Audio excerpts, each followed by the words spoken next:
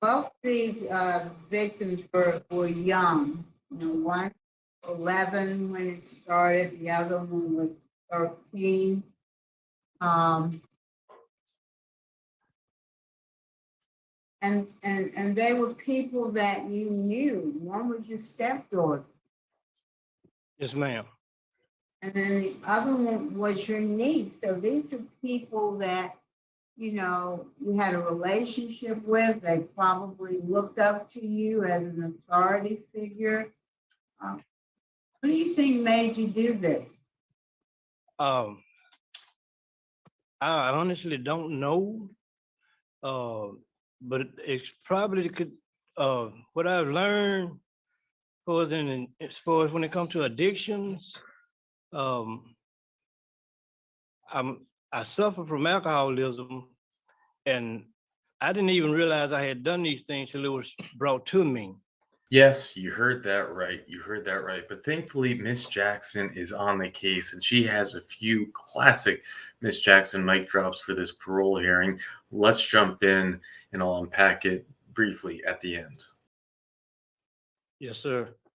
All right, five road, DOC 555926. You're a second class offender, parole eligibility date 1/5/2023. Not eligible for good time, full term 1/5/2033. You have a 20-year sentence, molestation of juvenile, 2 counts. Does that sound correct? Yes, sir. Okay, would you answer Ms. Bonnie Jackson, please? All right, Ms. Ron, how you doing today? Fine. All right, you're 57 years old Yes, ma'am. and you've been incarcerated a little over 8 years. Is that correct? I've been DOC 8 years, but I've been locked up 10 years. Okay, you were in a parish facility before you came to DOC? Yes, ma'am. Okay. Uh, these charges involve your 11-year-old stepdaughter and your 13-year-old niece, Yes, correct? ma'am. Yes, ma'am. Both of them allege that you did inappropriate things to them. You've taken sex offender treatment, is that correct? Yes, ma'am.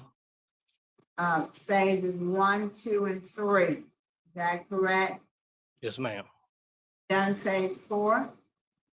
We was told that the fourth one is if you want to be a facilitator, But to my knowledge. you declined to do 4? No, he said that that was as far as we had to go unless we wanted to facilitate. That's what I was told. Why didn't you want to facilitate? Um, I don't know. Well, tell me, what did you learn about yourself in sex offender treatment to help you understand why you would take advantage of little girls that way? Tell us something that you learned about yourself in sex offender treatment. Well, for as mean doing things like that, I really don't know why. But what I learned from the class is the look for signs that might turn me on in a certain way, or to look for triggers or something that might set me off or make me feel a certain way about something, and how to acknowledge it and know it and try to move on and put myself in a different situation or remove myself.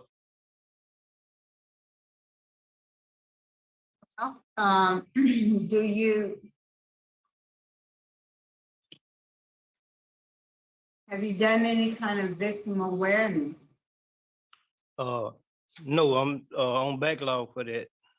Okay, but I'm sure in the sex offender program, they had to have talked about the impact of a sex offense on a victim, correct? Yes, ma'am. So what did you learn about that? The impact of what it would do to a person or put them through. Um, it could I guess I like say destabilize a person or physically embarrass them, make them feel a certain way about themselves. Unwanted, looked down upon, frowned upon, or something like that. So Well, okay. Both these victims were young. You know, one 11 when it started, the other one was 13. Um, and they were people that you knew. One was your stepdaughter, yes, ma'am. and then the other one was your niece. So these are people that, you know, you had a relationship with. They probably looked up to you as an authority figure. What do you think made you do this? Um, I honestly don't know, but it's probably could. What I've learned was as far as when it comes to addictions, um, I suffer from alcoholism, and I didn't even realize I had done these things till it was brought to me. Okay, I was waking out of my sleep. Okay, okay. Wait just a minute, Mr. Ron. I was hoping you wouldn't say that because it wasn't a one-time incident with your stepdaughter. This was an ongoing situation.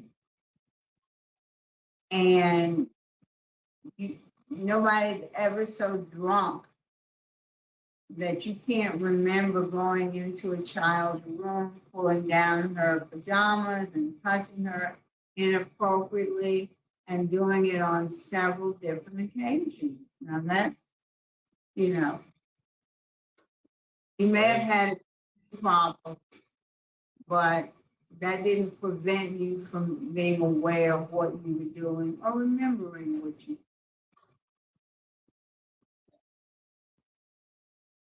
I can't. I honestly, I had no clue. That's the God's honest truth. I had no clue. I'm I- struggling. Okay, when my stepdaughter accused me, my wife awoke me that night in the morning, sometime that day, that morning, and questioned me, and did not even know this. You And didn't when know. What my didn't you know? niece, What didn't you know when your wife awoke you? I did not know I had went in that room and touched my stepdaughter. And my niece came forward. I didn't even know this. I learned this in the court as the DA read it. And I don't even understand why my niece let it go that far. She came back and lived with me, let me name her first child. I had no idea I had done these things. I can't even understand why she would even go as far as to live with me. Honestly, I wish she had came forward, so I probably could have got help before now. No, it's her fault. It's No, her I fault. can't blame her. No, I can't blame her. I just fail to understand why she let this go on and I didn't even know it. She should have Well- told my mother or somebody on me. Okay. She said she never told anyone about the incident. I have no idea.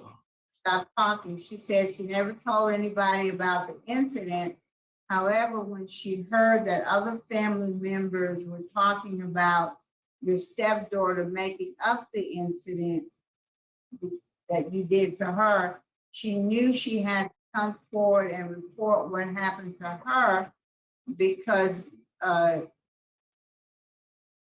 the family was accusing the stepdaughter of telling lies. And she said that if she didn't come forward and tell what had happened, they would keep accusing the other girl of lying and that you would probably end up hurting more children. So, Mr. Ram, I do see that you've taken sex offender treatment, but I don't know that it's been enough so far. I don't hear acceptance of responsibility for your actions. You know, when you say, well, I don't remember doing it, that's not accepting responsibility for your actions. That's kind of trying to cover up your actions. And I do understand that you had a drinking problem. However, I don't think that is the reason why you, I believe that you do remember these incidences. You only had one write-up, and that was in 2014. That was for aggravated disobedience. What was that about? I had just come to the compound and something was wrong. I signed up for sick call and I didn't understand how sick call worked and I missed it. And next thing I knew, I was receiving a write-up. I didn't even understand how it worked.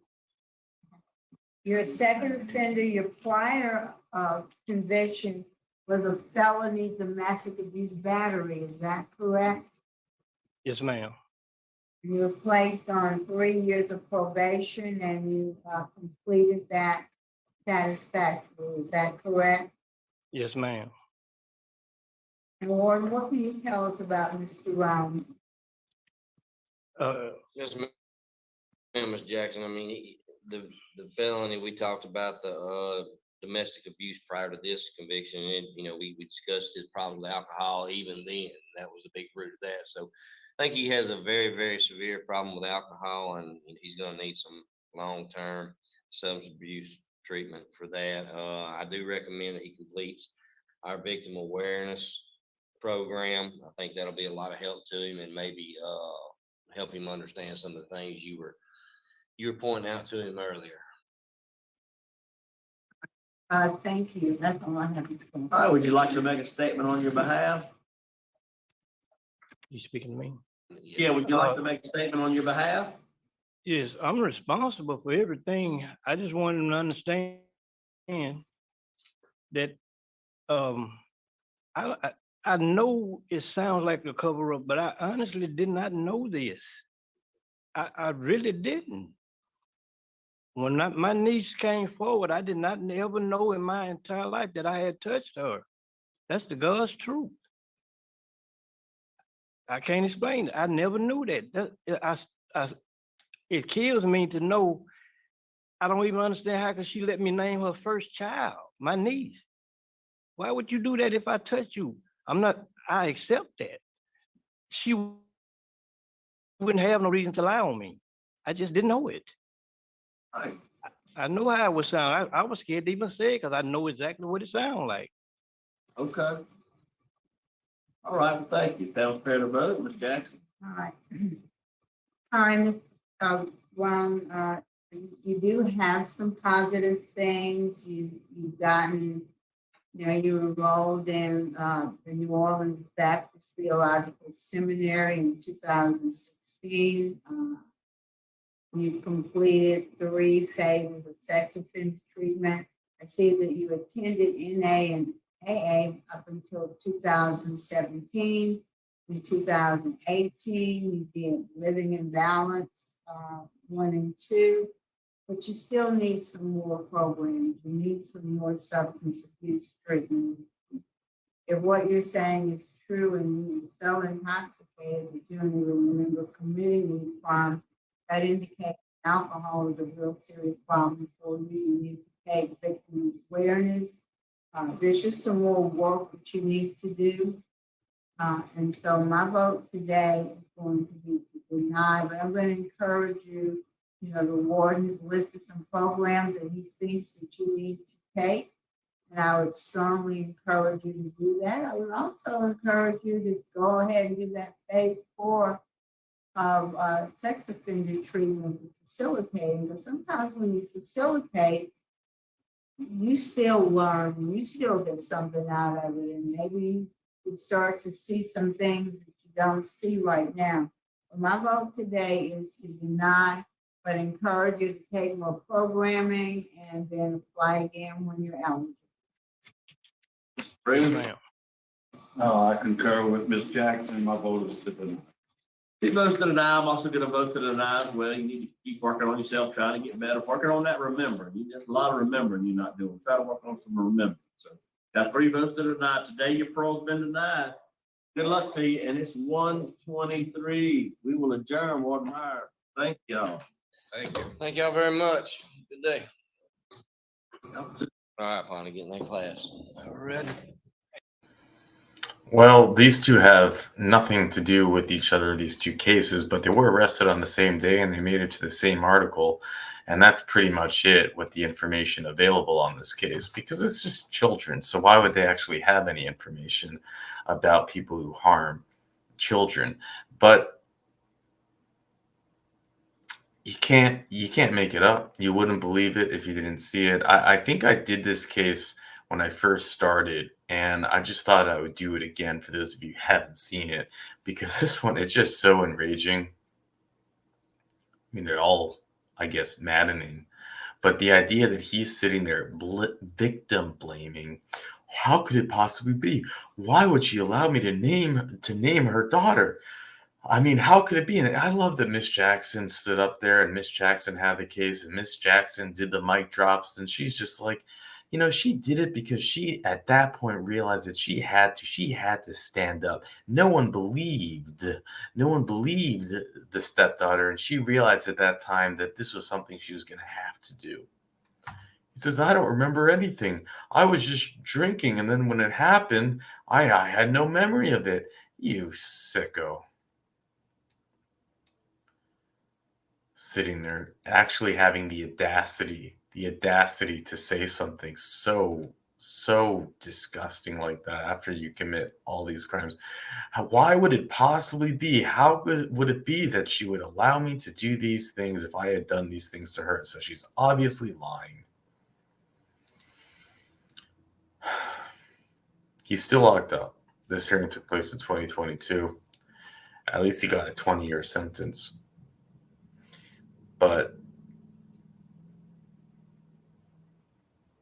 And at least Miss Jackson had the case.